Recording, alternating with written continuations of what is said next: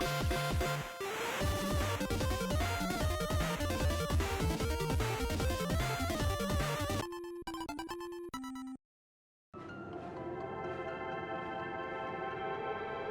figure approached soundlessly from the foggy snowfall. It stood above them, lingering in contemplation. Slowly raising one hand above Iggy, it snapped out 2 brisk raps on his head. Knock, knock. From a deep slumber, Iggy sprang up defensively. Your hands off me. Whether it was the calming presence or the recognition that he was not in danger, Oh, see. Iggy felt his clenched fists lower. Just what do you think you're doing? Luca looked up, gradually remembering his whereabouts. The figure exhaled a cloud of warm vapor. You two certainly have caused a lot of commotion.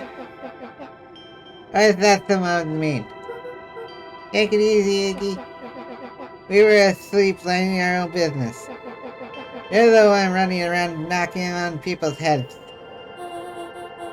I'm sorry if I hurt you, Iggy. You didn't hurt nobody. Anybody.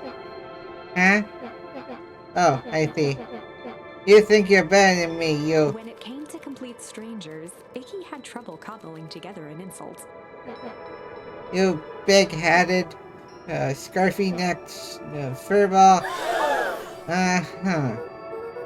Okay, let's lower the temperature a bit here. Interesting choice of words. I mean, let's just all calm down. Who are you? A friend. An observer.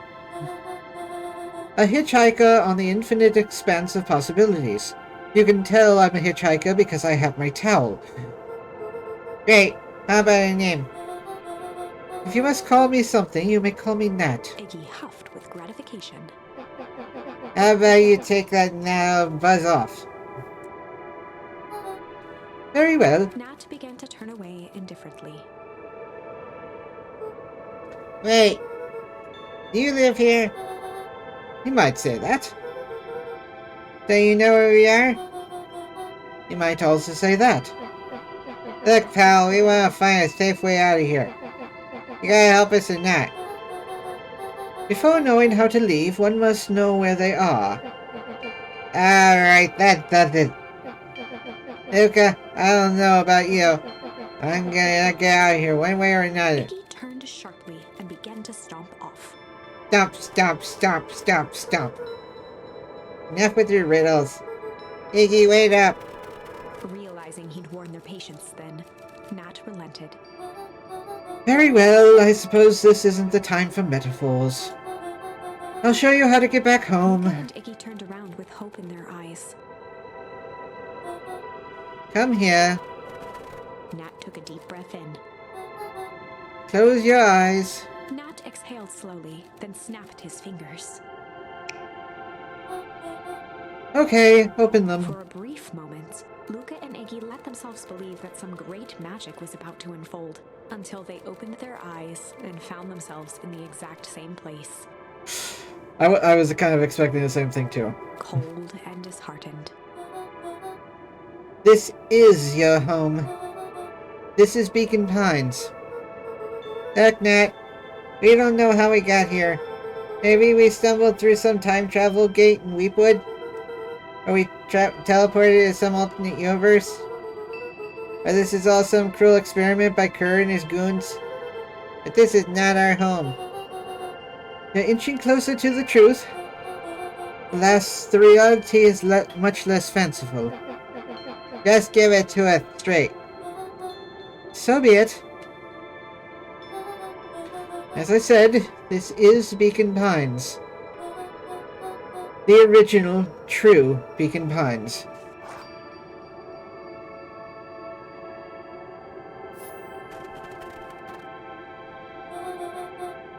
You both grew up here.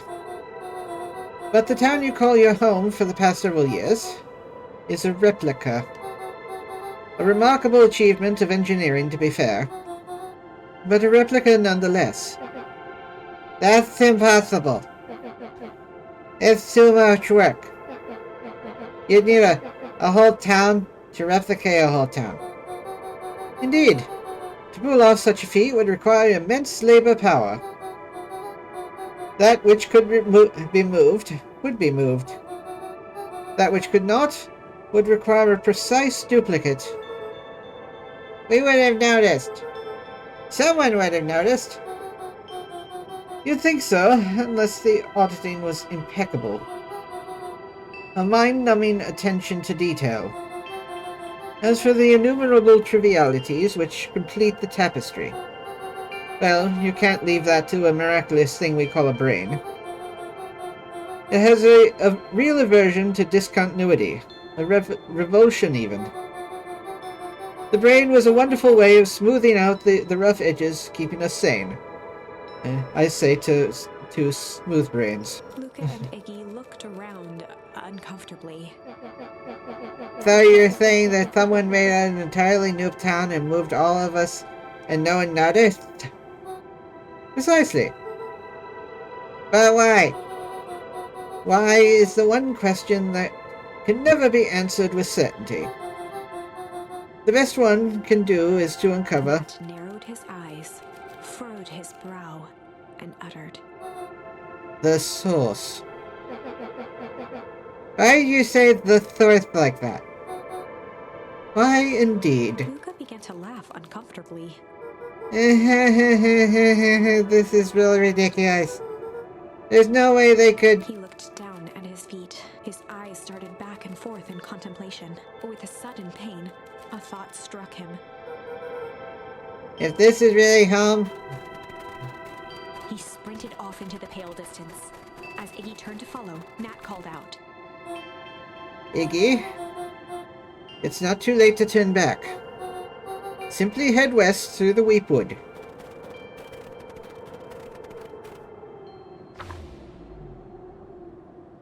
Chapter 6. The Source. Nat expressed his sympathy with a shrug and sauntered off as unassumingly as he'd arrived. He'd given Luca and Iggy what they needed, and nothing more. As Luca sprinted across the snow, the events of the past few days became clearer, pieces to a larger puzzle. Rollo said he was underground somewhere, captured. Mr. Kerr tried to cover it up with lies. The clipboards were hell-bent on capturing Iggy. It all seemed to point to perennial harvest. But right now, there was one thing that Luca needed to know.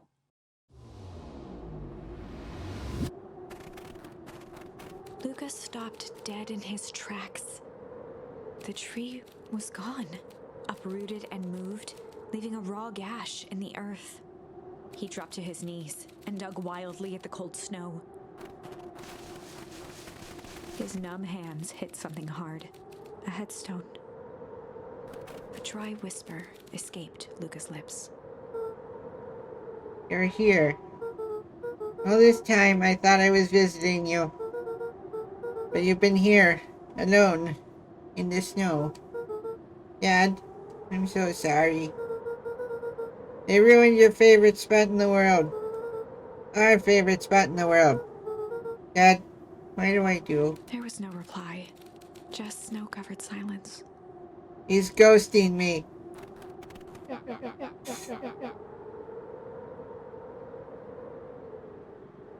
Why do you give me the flip like that?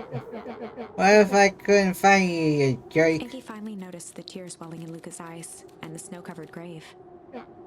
Oh. Iggy, they stole his tree, Iggy. Yikes. Suddenly, they heard the crunch of approaching footsteps in the snow. You gotta hide.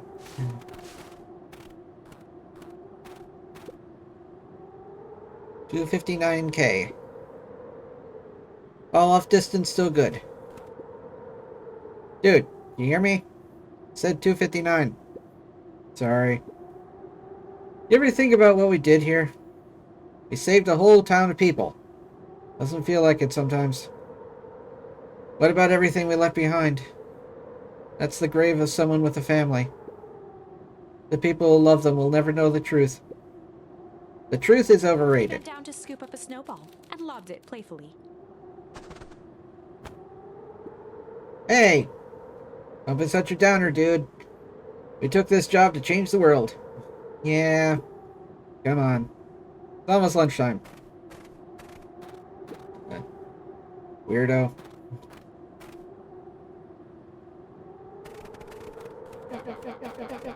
And here I thought I was a jerk. These dinguses out here are literally dancing on my grave. Luca stuttered through heaving sobs. I thought I was visiting him. I thought he was with me. Not gonna lie, that's a bad break. Here's some advice. Iggy gave Luca a solid smack on the back of his head. Bunk. Why did it make a coconut noise? Who's any of this helping? What? Sitting here in the snow, crying like some pushover? Who you helping? Iggy, look what they did. They lied to everyone. Blah, blah, blah. Look, Van Horn, you're a lot of things, but you ain't no pushover.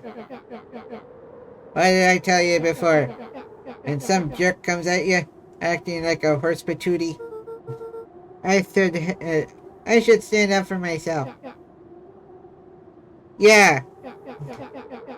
Her and his merry little band of clipboards pulled off this switcheroo for a reason, right? Nat mentioned something about a source. Luca wiped his eyes with a sleeve. Whatever's at the source must be awful valuable to perennial harvest. Sure would be a shame if something unfortunate were to happen to the precious source, wouldn't it? What do you have in mind? If it's small enough to steal, we snatch it.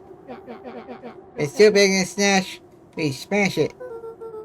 And what if it's too big to smash? Iggy flashed a mischievous smile and cracked his knuckles. I'm always up for a challenge. I'm gonna make this right, Dad. I promise. Let's do this. At first, snow angels!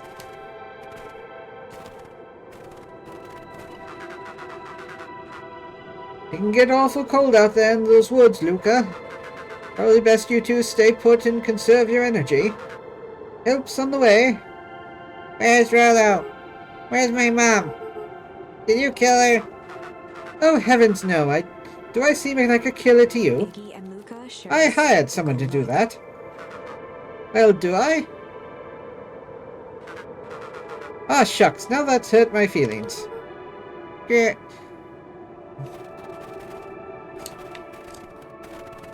Yeah.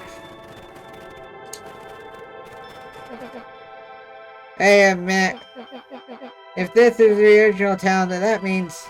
Iggy darted behind a large pine and began digging furiously.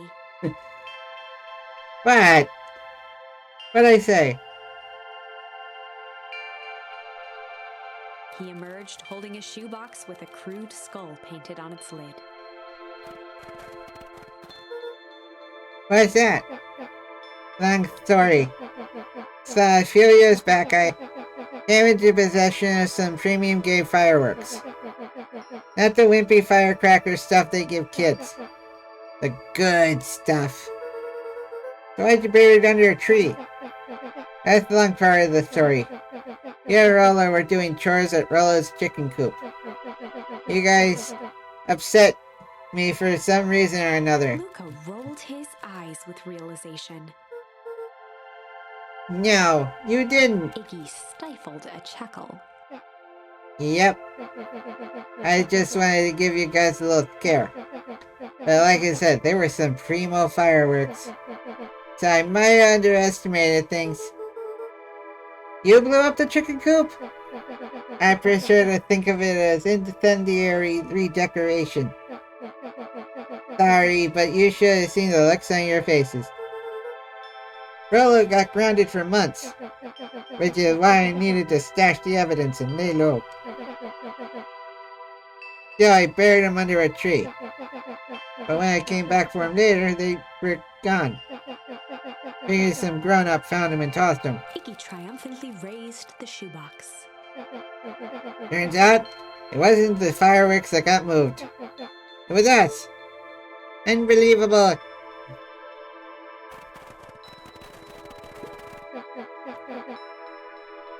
This stuff look familiar to you? It looks like the barrel near the puddle I, shoved me into, yeah. You think this is a game? Newsflash, boyos.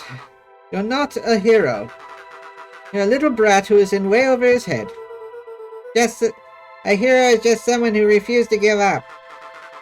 Comics these days are rotting children's brains. Everyone thinks those spacemen here superheroes. I was always partial to Hank Atomic myself. Is that so? You really think you have a chance against us? You have no idea how powerful we are. Prepare for blast-off, loser. La la la.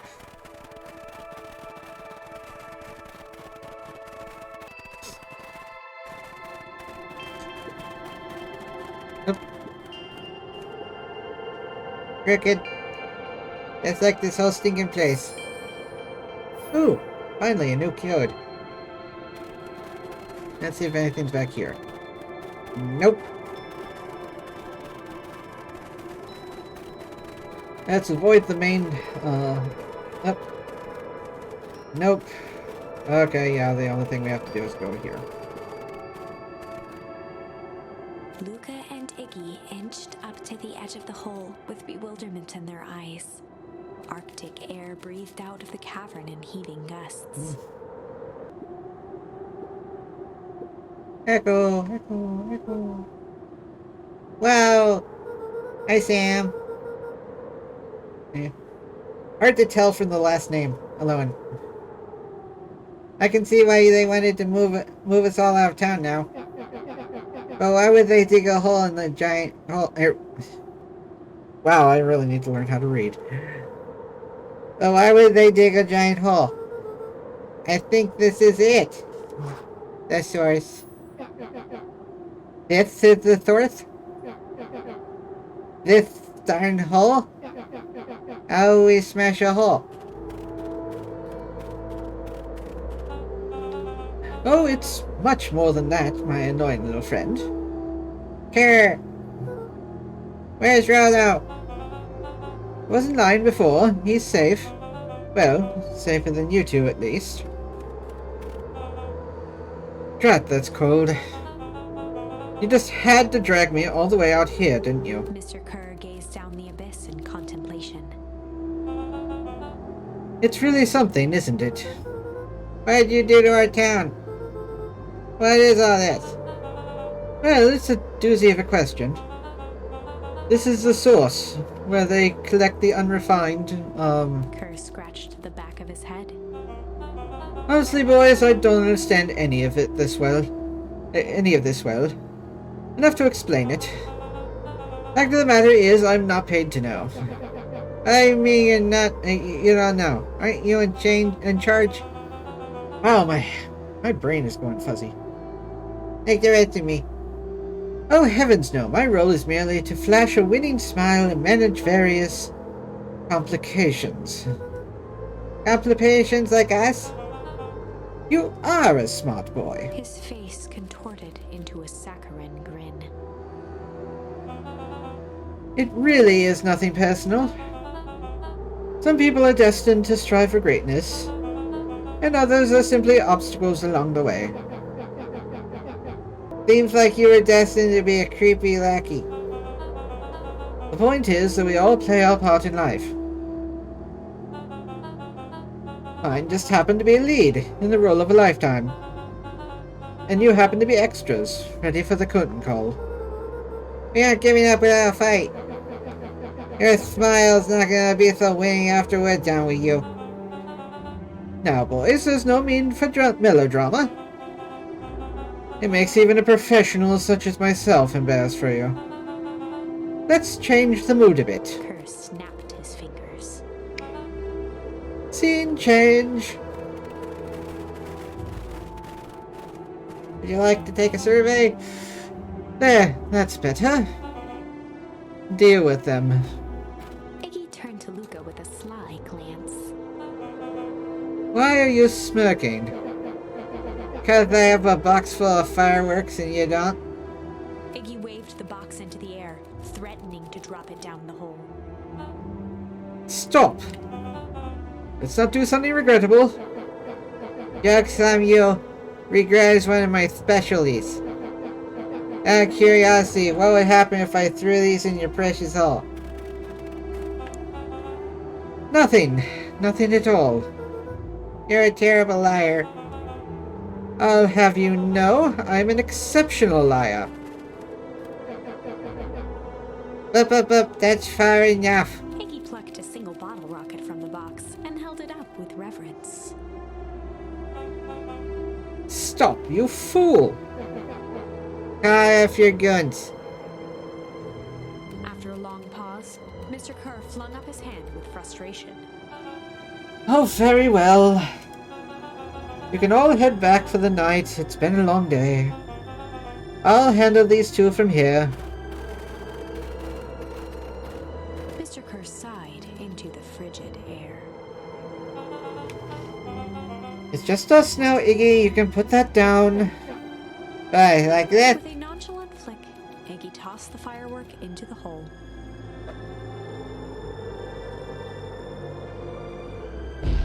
This isn't gonna turn out well.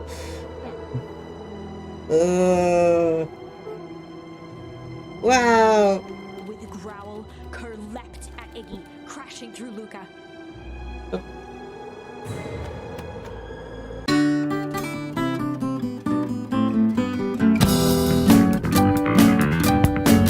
Thank you all for watching. You're welcome to come see me record these episodes live at twitch.tv/SuperBunnyBun. You can also come say hi on Twitter at SuperBunnyBun. But most importantly, I'd really appreciate it if you could like yourself, comment about how awesome you are, and subscribe to Happy Thoughts. And until next time, stay spicy and huggable. Bye!